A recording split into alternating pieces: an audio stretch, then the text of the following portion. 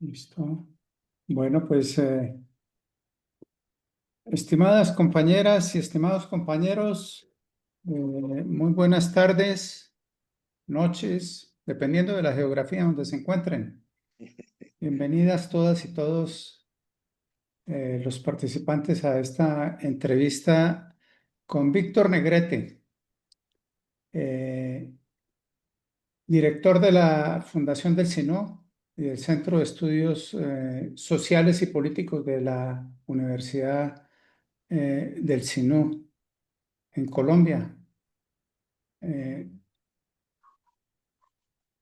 Víctor Negrete es investigador social y periodista nacido en Montería, Colombia.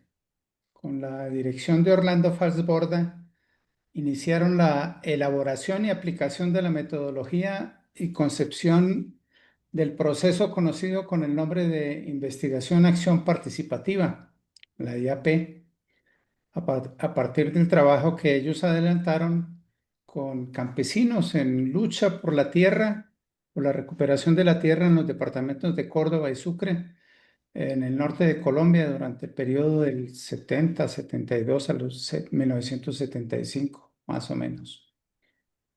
Desde entonces, Víctor Negrete ha continuado, digo yo, recreando la IAP hasta el presente. Es autor de numerosos libros, revistas, cartillas, ensayos, videos.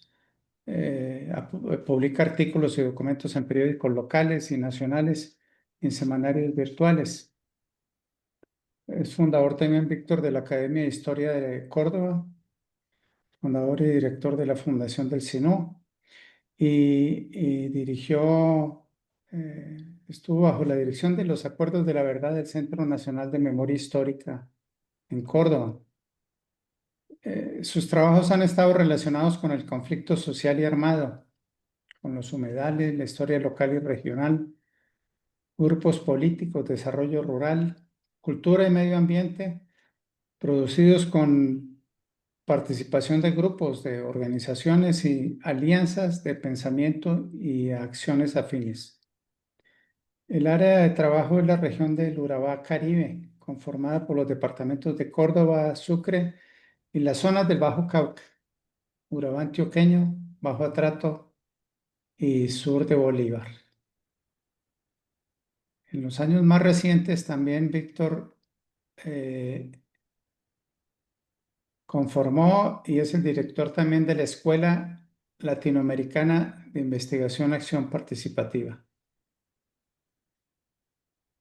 Estimado Víctor, la historia del origen de la IAP sin duda es muy interesante, muy extensa y muy profunda. Se requiere, por supuesto, de amplias jornadas de diálogos para escuchar y comprender incluso esos detalles que permitieron la formación y su desarrollo. Pero por lo pronto vamos a comenzar estas pláticas con algunas cosas que son convenientes que las conozcamos todos, tanto los que ya hemos recorrido estos caminos y como las generaciones nuevas, los estudiantes nuevos. Te propongo que nos comente, Víctor, quién fue Falsborda como persona. Buena tarde y buena noche a todos los que les agradecemos que nos estén escuchando.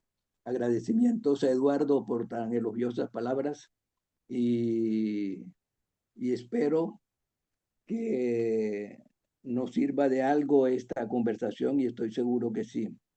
Hablar de Orlando Fals Borda, yo tuve la oportunidad de conocerlo en 1972 cuando llegó a Montería. Siempre que estuve presente con él o él retirado ya en otras partes haciendo sus labores, era un hombre callado, un hombre que no se presentía realmente que tuviera tanta información como él. No discutía airadamente, trataba de resolver las cosas con calma, con datos, con cifras o precisamente solicitando que se investigara más, que se averiguara más antes de tomar posiciones tan rotundas, tan certeras como generalmente se toman. Orlando, cuando llegó a Montería, que es la capital del departamento de Córdoba, acá en la costa Caribe, pues era una persona que ya empezaba a tener mucha credibilidad por lo que estaba haciendo. Yo quiero irme un poquitico atrás porque Orlando había nacido en Barranquilla, en la costa Caribe colombiana, una familia de clase media, una familia presbiteriana, una familia que siempre estuvo muy pendiente de él y él le gustaba mucho dirigir el coro musical de la iglesia. Cuando terminó su bachillerato, quiso estudiar en la Escuela Militar de Cadetes. Estuvo un tiempo, pero se retiró. La mamá le consiguió una beca en Estados Unidos y allá llegó. Comenzó a estudiar canto. Incluso en este momento hay personas que están averiguando porque se sabe que dejó algunas obras escritas muy poco conocidas, pero se sabe que existen y están tratando precisamente de averiguar cómo las consiguen. Orlando entonces, después que estudió lo de estas obras en canto, se dedicó a la sociología, que fue la carrera que prácticamente lo atrajo de fondo. Orlando, en ese entonces, cuando regresó a Colombia, había, bueno, ya se sabía, el país estaba con muchos problemas. Orlando se dedicó y lo llamaron del ministerio de encargado de la parte agrícola en el país. Estuvo haciendo investigaciones, publicó algunos trabajos, por lo menos como ese de El hombre y la tierra en Boyacá y los campesinos de los Andes, sobre el interior del país, la realidad que vivían no solamente los campesinos, sino esos pueblos pequeños situados en esos lugares fríos del altiplano. Orlando allí tuvo una oportunidad y fue la de empezar a trabajar con la cámara fotográfica. A Orlando se le considera que es el pionero del empleo de las cámaras fotográficas en este tipo de estudios. Incluso ahora en su centenario, en el primer centenario, porque él nació hace 100 años, en este primer centenario ya salió los trabajos de él de Fals, Orlando Fals, fotógrafo. Entonces eso era también un poco desconocido, ¿sí? Y fue el primero que empleó esto de la cámara fotográfica en estos trabajos.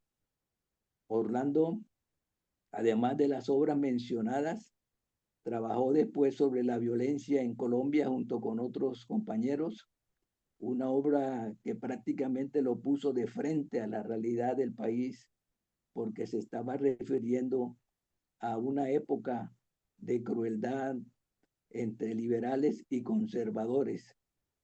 Esa etapa incluso todavía se recuerda, hay muchas consecuencias todavía producto de todo eso.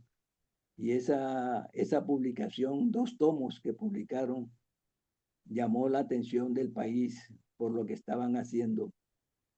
Orlando, desde bien temprano en ese trabajo que tenía en el interior del país, se empezó a entender, porque en esos años, pongamos 1966, 67, había mucha, pero mucha preocupación, mucha rebeldía de parte de los campesinos exigiendo tierra, pero también estaban los estudiantes y estaban los trabajadores, incluso el grupo de Golconda, de los sacerdotes, también se estaban manifestando en contra de lo que estaba sucediendo en el país. Fue una época muy convulsa, con muchos problemas que se estaban dando y de tantos sectores. Orlando allí, en ese entonces, empezó junto con los compañeros que él tenía, que tenían un grupo llamado La Rosca de Investigación y Acción Social, en donde también había economistas, antropólogos, directores de grupos de teatro, cineastas, en fin, había una variedad de profesionales preocupados por la situación del país y con deseos de ayudar.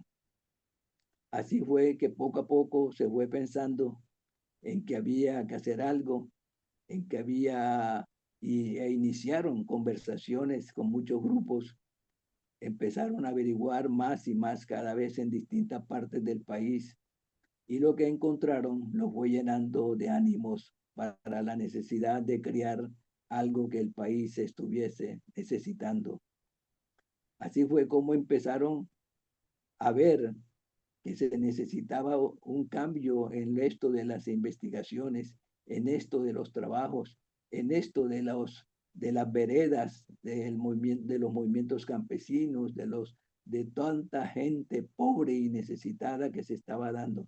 Fuera de eso había que incluir también estos grupos alzados en armas que también llenaban el panorama con estas inquietudes.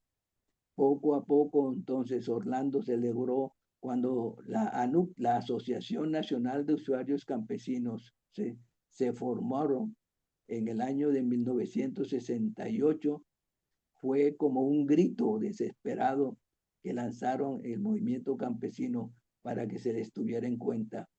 En muchos lugares empezaron las llamadas invasiones o las tomas de tierra. Allí participaron muchas gentes, especialmente en los departamentos de Córdoba y Sucre, vecinos. Allí entonces en estos lugares la lucha adquirió, sobre todo porque también había presencia de guerrilla en ese lugar, en ese tiempo. Llamó la atención de Orlando, que no conocía estos lugares, y en ese marzo de 1972 llegó a Montería, la capital de Córdoba en ese momento, precisamente por acuerdo con la Asociación Nacional con sede en Bogotá y el grupo que se estaba formando y que tenía ya la Asociación de Campesinos de Montería y del Departamento de Córdoba. Fue algo muy importante. Se estuvo conversando. Yo, que yo estaba de vacaciones en ese entonces cuando Orlando llegó a Montería, yo de Orlando sabía ya algo por sus escritos, pues yo estaba en Bogotá estudiando y logré entenderme de algunos de los planteamientos que Orlando y su grupo estaban haciendo. Allí, en esa situación, yo conocí a algunos líderes campesinos, algunos maestros también muy interesados en estos temas y solicité pues la oportunidad de conversar con él. Conversamos un largo rato y prácticamente pues me convenció de la necesidad que me quedara, que viera la importancia que había de esa lucha, porque era una lucha desconocida prácticamente y muy importante. Así fue como me vinculé y entonces junto con él y los dirigentes del movimiento campesino fijamos más o menos un plan para comenzar a trabajar.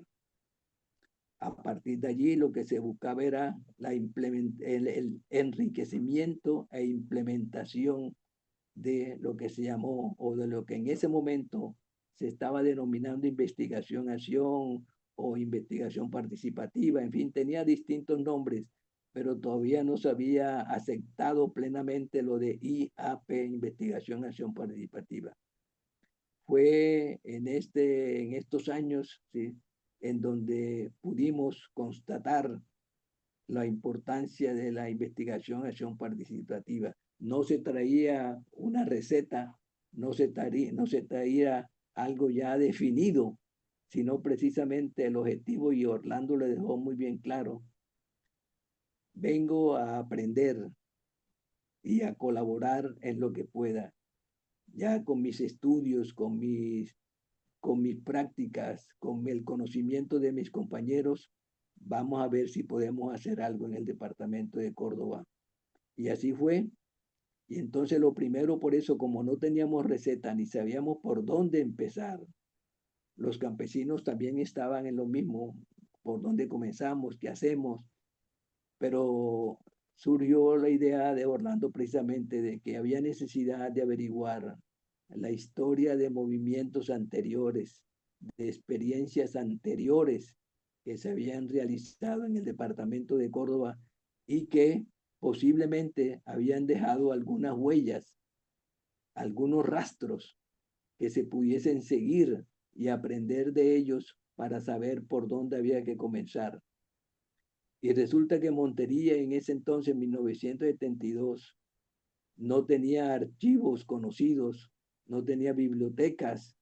La Universidad de Córdoba, que fue la primera que se instaló en el departamento, apenas tenía 10 años y no tenía todavía ni sede propia. Así fue que fue muy difícil conseguir información. Los periódicos locales salían de vez en cuando y para épocas anteriores era muy poco lo que se decía. Sin embargo, un compañero nuestro que hacía parte del grupo de la Fundación del Caribe que habíamos creado precisamente para adelantar todo esto, logró encontrar en un barrio pobre de Montería a Juana Julia Guzmán, la que hoy se conoce precisamente como la protagonista de las luchas campesinas entre los años 1918 y 1926. Juana Julia no era de Córdoba, era del departamento vecino de Sucre. Quedaba horrorizada viendo el maltrato que recibían las mujeres que estaban laborando en las casas de las familias.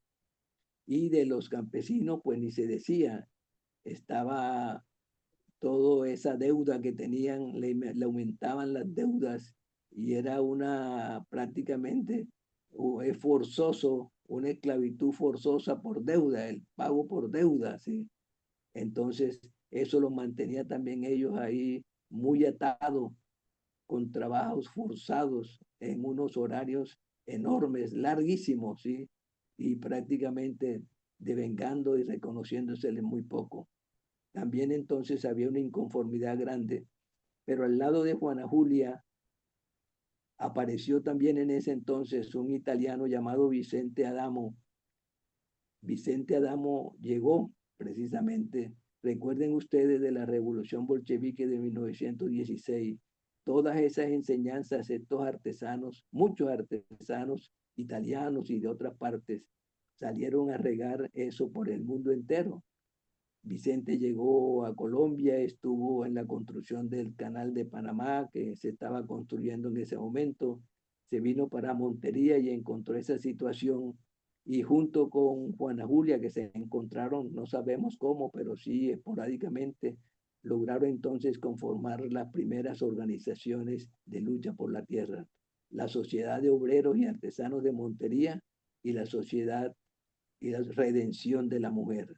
Fueron dos organizaciones que lucharon muchísimo durante esos años, consiguieron tierra en varios lugares del departamento y esas tierras, pues, que eran asediadas por personas que los hacendados de los alrededores, las autoridades que estaban a favor de ellos, nunca los dejaron tranquilos, incluso hasta los lograron involucrar en la muerte de un teniente de la policía cuando fue a sacarlos porque decían que estaban invadiendo tierras ajenas cuando en realidad eran tierras baldías.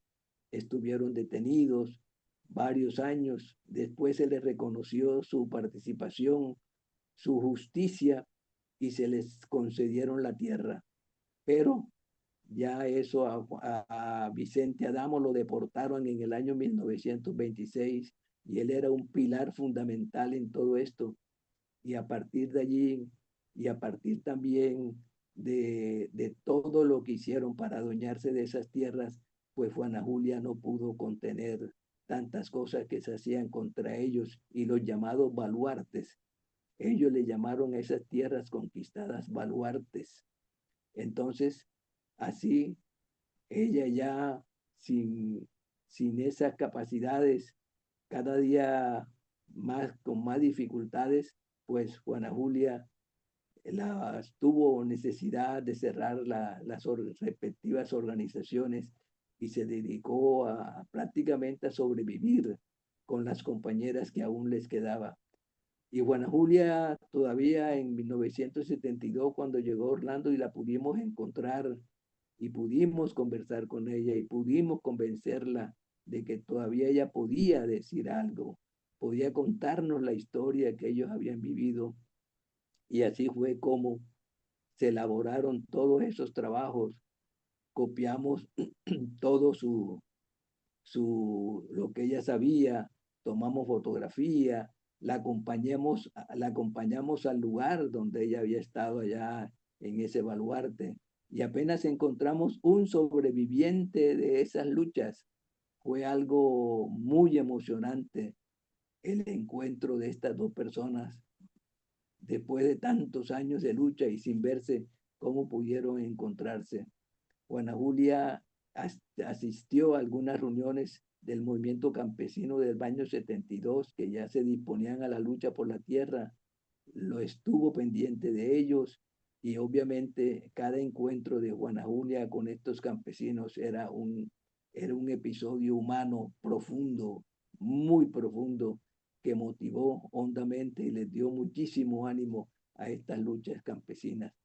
Así fue como entonces comenzamos con esto, con estas luchas que en gran parte se ganaron, otras no, pero la experiencia que obtuvimos al saber de esas luchas campesinas, que no fueron las únicas, porque también averiguamos en otra parte del departamento y encontramos que en San Bernardo del Viento, en la desembocadura del río Sinú, había habido a principios del siglo pasado unas luchas importantes.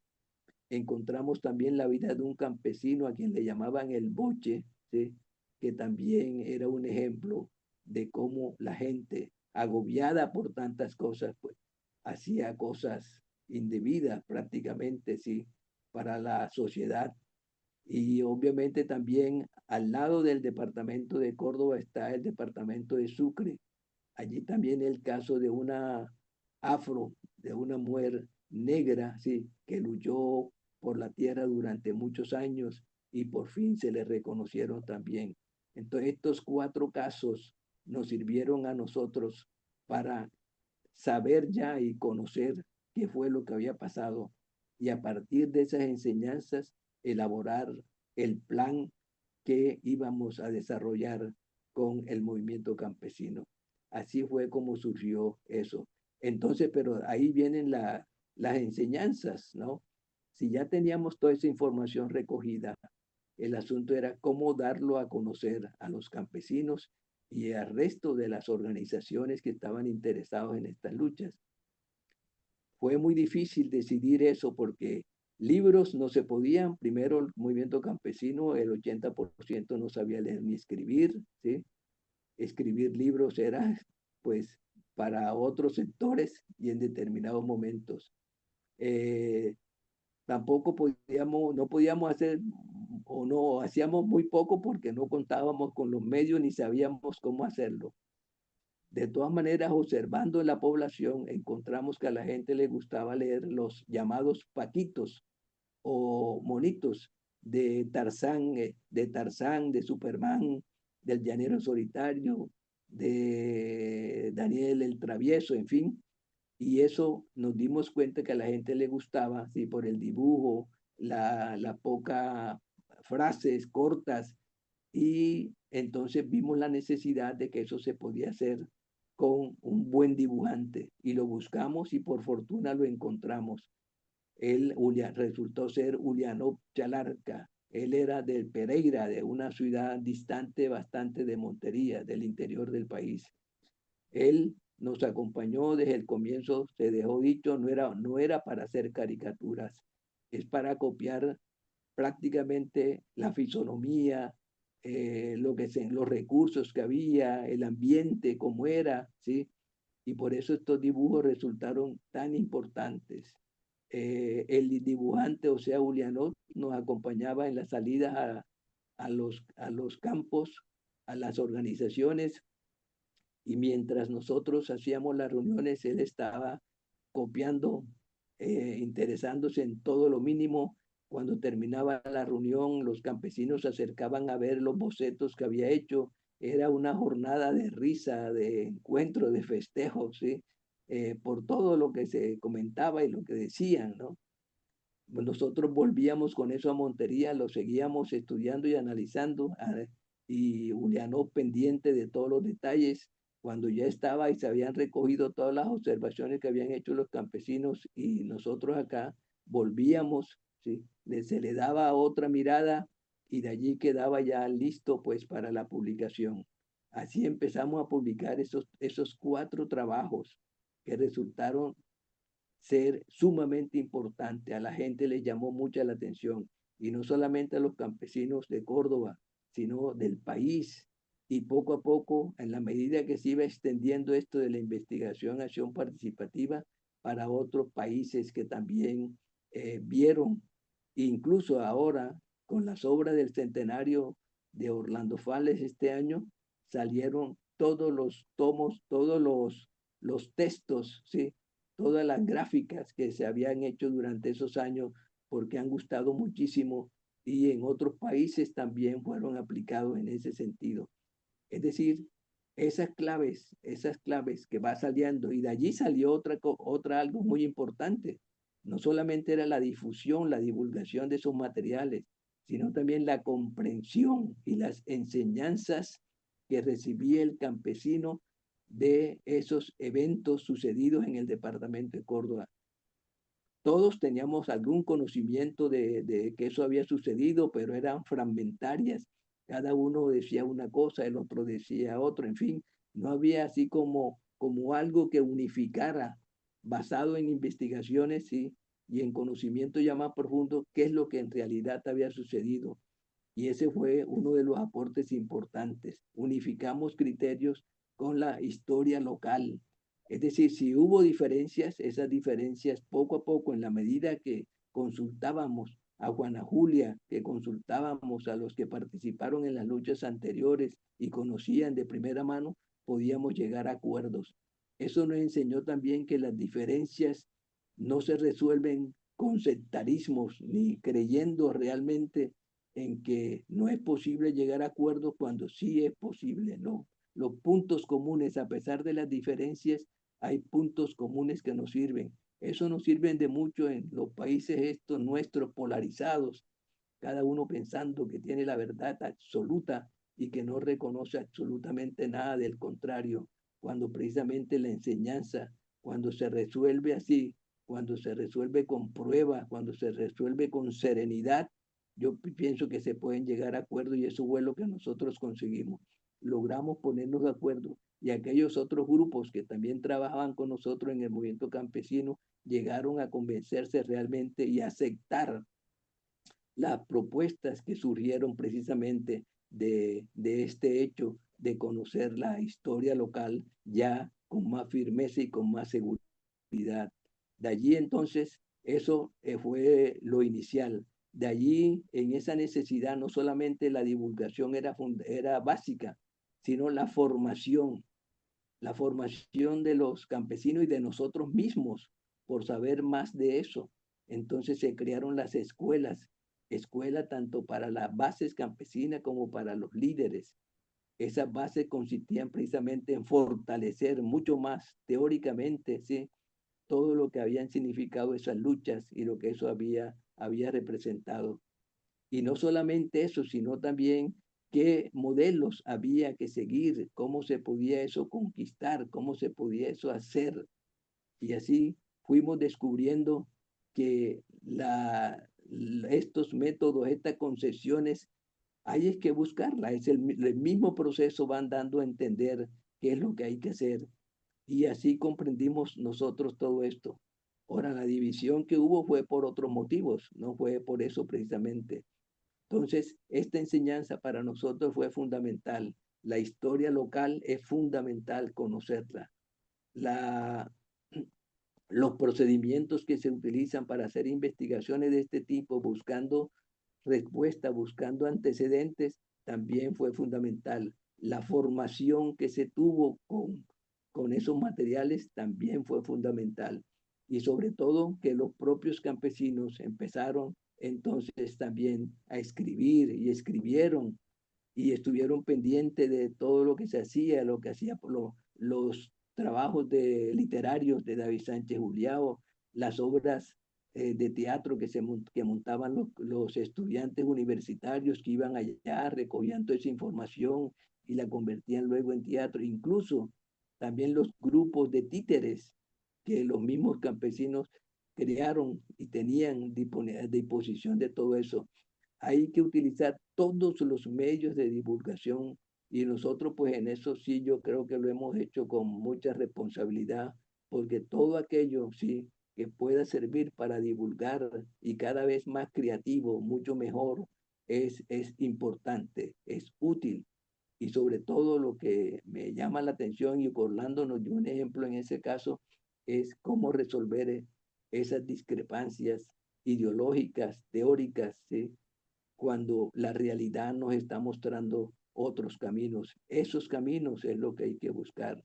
A veces es muy difícil, muy complicado, nos aíslan, todo eso es cierto, pero también es la posibilidad que hay para hacerlo. Yo pienso que esta fue una de las tareas fundamentales que nosotros logramos desarrollar con Orlando y que lo captamos muy bien. Orlando en ese sentido fue un gran maestro que sin hablar mucho, porque Orlando casi no hablaba en las reuniones, no sé si habrán observado que Orlando prácticamente así en las conferencias era muy sencillo, él más le gustaba era escribir, ¿sí? Y siempre buscaba era la manera de que el otro, ¿sí? El otro también aportara y llegar a acuerdos, que era lo fundamental, llegar a acuerdos, que es lo fundamental y que es la gran enseñanza que nos tiene la IAP. Yo por lo menos he recogido un poco todas estas experiencias y he dicho pues que además de los procedimientos que se utilizan para recoger información, para manejarlas y para ponerse de acuerdo, sí, todos esos procedimientos son válidos. Y segundo, estaría también la concepción, ¿no? Todos esos materiales, todas esas deben servir precisamente para que esa comunidad urbana o rural, porque también lo hemos ensayado en la parte urbana, ¿sí? En tanto en la parte urbana como rural, puedan hacer unos grandes aportes para las comunidades. Y pues esa concepción de servicio, de colaborar, de compartir esos conocimientos y esas maneras de hacer las cosas, yo creo que la gente poco a poco se va acostumbrando y se debe acostumbrar, por lo menos a que ellos mismos, en la medida que pueden ir haciendo las cosas, sigan avanzando. Y lo otro es el modo de vida. Nosotros los que de una u otra manera somos investigadores, recogemos todo esto, tenemos que dar el ejemplo, un ejemplo de sencillez, de credibilidad, de creatividad, de acompañamiento, de sinceridad, de apoyo, ¿sí? De compartir no solamente la parte material, sino espiritual, la parte esa humana que todo nos caracteriza y que hay mucha gente con los indígenas, con los negros, con los campesinos pobres, en fin, con todos ellos, ¿sí? En compartir también los sentimientos, la crianza de los hijos, el dolor, el amor, el acompañamiento, ¿sí?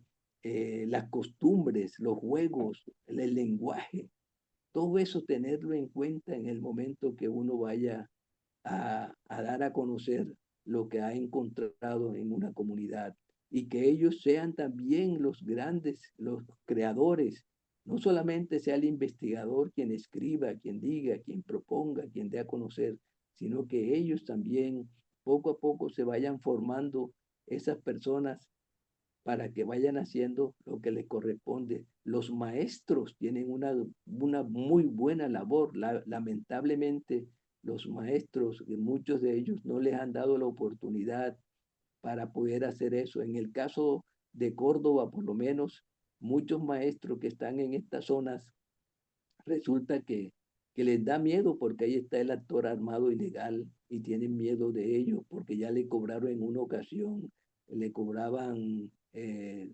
por llegar allí, le cobraban unas multas y estaban pendientes y ellos les da miedo por lo menos trabajar con los niños porque de pronto vayan a creer que están proponiéndoles algo y con ellos no se cuenta prácticamente en este sentido, pero hay que ver cómo se pueden elaborar.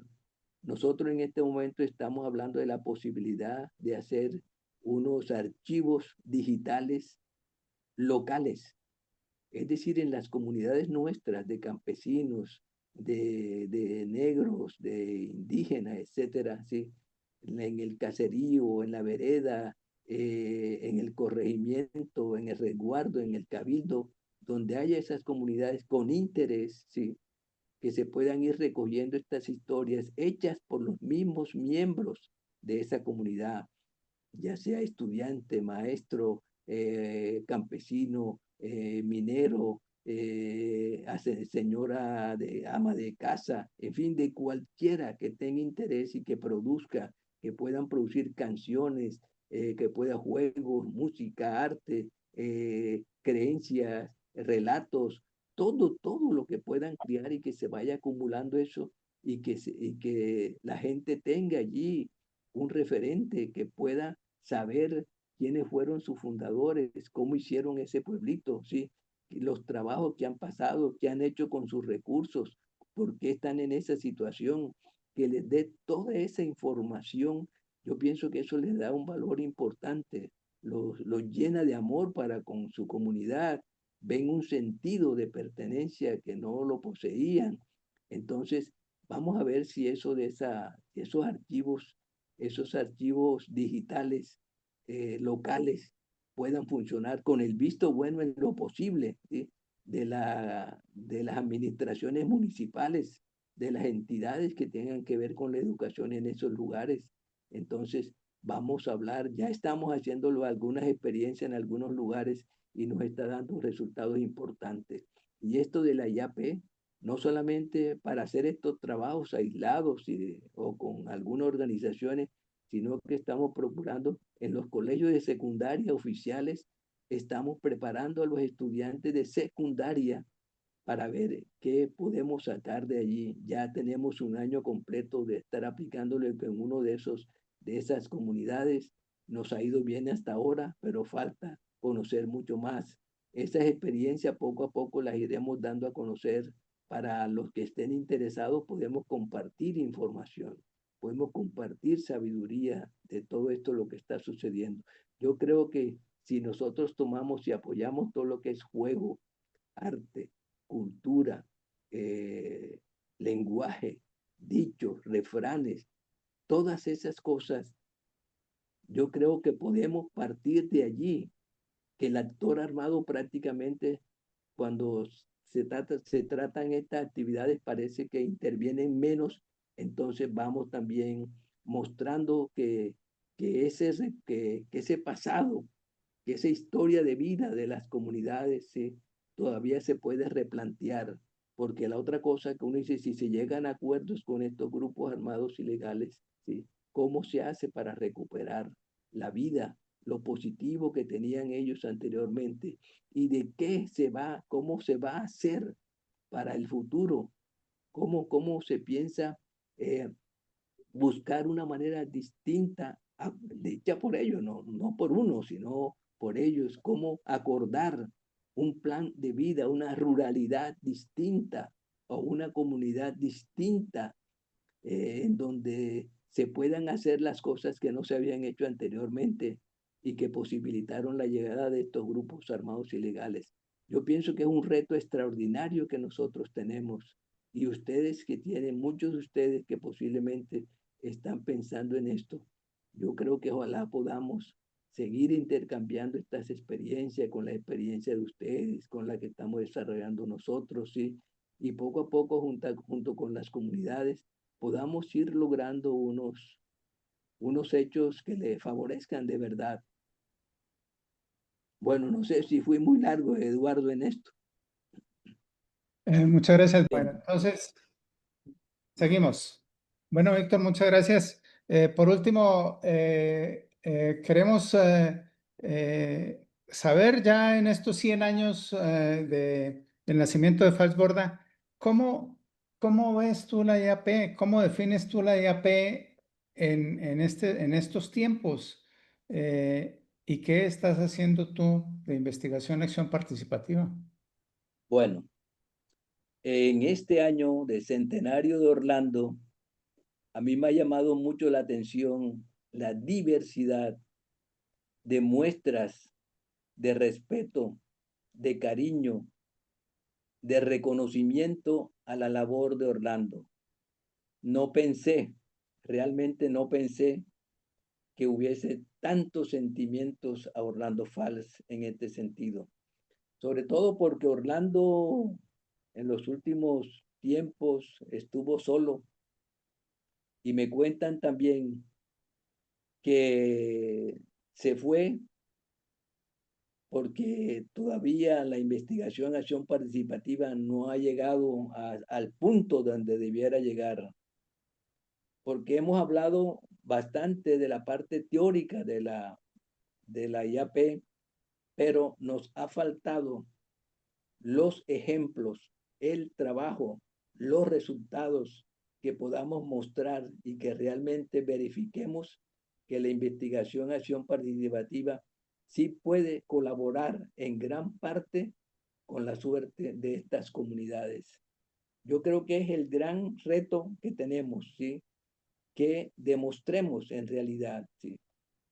Que la investigación acción participativa utilizada en distintos momentos puede originar unos cambios sustanciales beneficiosos para nuestras comunidades, sean estas urbanas o rurales. Si nosotros seguimos prácticamente lo que la comunidad nos está indicando, sus saberes, su experiencia, su participación en tantas cosas que se han dado, la recogemos, hicimos así como hicimos cuando comenzamos, partir de los procesos, que sigamos el camino de los procesos, no que inventemos nosotros cosas, las ilusiones esas teóricas que tenemos muchas veces, ¿sí? De que deseamos y que ojalá eso se diera, ¿sí?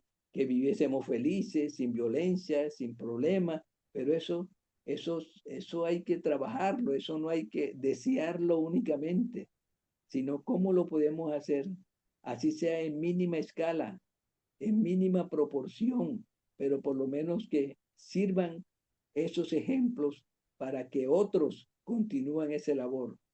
Yo pienso que eso es lo que podemos hacer, replantear muy bien, ¿sí?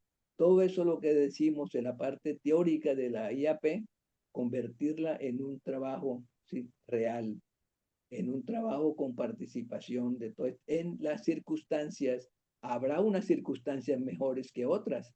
Por lo menos eso donde haya el conflicto armado es complicado, ¿no?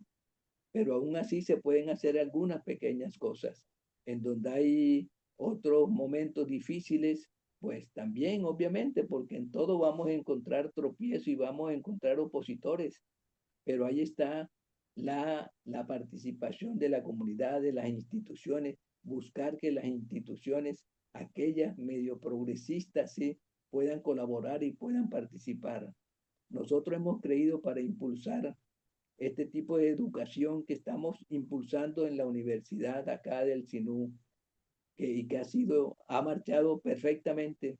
A partir de todas esas experiencias es que estamos entonces a ver si logramos cobijar a otra parte del departamento, a ver si damos a conocer que estos métodos, que estas concepciones y que estas experiencias sean útiles para resolver problemas graves como ese, por lo menos la presencia de los actores armados ilegales, el confinamiento, ¿sí? La violencia, en fin. todas estas cosas que tanto daño le hacen a los niños, a los adolescentes, a los jóvenes, que no encuentran ya los caminos apropiados. Yo creo que tenemos que buscar con esto de la IAP, con esto y buscar acuerdos, ¿sí? Con las instituciones, especialmente con las universidades, con las administraciones locales. Hay administraciones de municipios, ¿sí? Que puedan y que están deseosos por lo menos de impulsar. Hay organizaciones de mujeres, hay organizaciones de jóvenes, organizaciones de personas que tienen sus emprendimientos, su pequeño emprendimiento, pero están tratando de hacer algo. Entonces yo creo que con toda esa base que hay y que está creciendo permanentemente, yo creo que de ahí podemos encontrar nosotros el elemento suficiente y necesario para mejorar las cosas.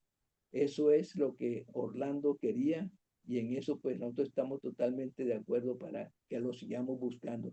Nosotros vamos a seguir impulsando todo esto, enriqueciendo este principio de la IAP. Ya les dije, son tres cosas fundamentales. Uno, unos procedimientos abiertos en que todos participen y busquemos acuerdos. Dos, el servicio, el ponernos de acuerdo en crear y en hacer y en mantener unas condiciones adecuadas para la población en general. Y lo otro es los ejemplos, que cambiemos, que no son los líderes y los que no son líderes, sí, empiecen a ser personas, pues que sea un modelo a seguir para el futuro, que sean una persona honesta, responsable, sí, que tienen que estar de acuerdo con todo esto positivo que tienen nuestras comunidades. Yo creo que en ese sentido, la labor que están haciendo ustedes allá en México, la labor que tratamos nosotros de hacer acá en Montería y en otros lugares, el trabajo con los indígenas es sumamente importante porque ellos están muy habituados a esto de la creatividad, del pensamiento, del espíritu, del respeto a la naturaleza, que eso facilita enormemente el llegar a ellos y sobre todo también que participen en la búsqueda de esto que todos queremos. Yo creo que en ese sentido podemos hacer algo mucho más importante. Querido Víctor, muy agradecidos. Un gran abrazo, muchos saludos desde México por habernos compartido tus conocimientos, tu experiencia, tus ideas y seguimos en comunicación. Que esté muy bien y muchísimas gracias. Para ti, Eduardo, y para todos los que tienen oportunidad de ver y escuchar esto que hemos hecho, mil agradecimientos y acá dispuestos a colaborar, a participar y sobre todo a compartir información y sabidurías y conocimientos. Así será, mi estimado Víctor, y seguimos en comunicación. Muy Hasta bien, pronto. muchas Un gracias. abrazo. Lo mismo, gracias.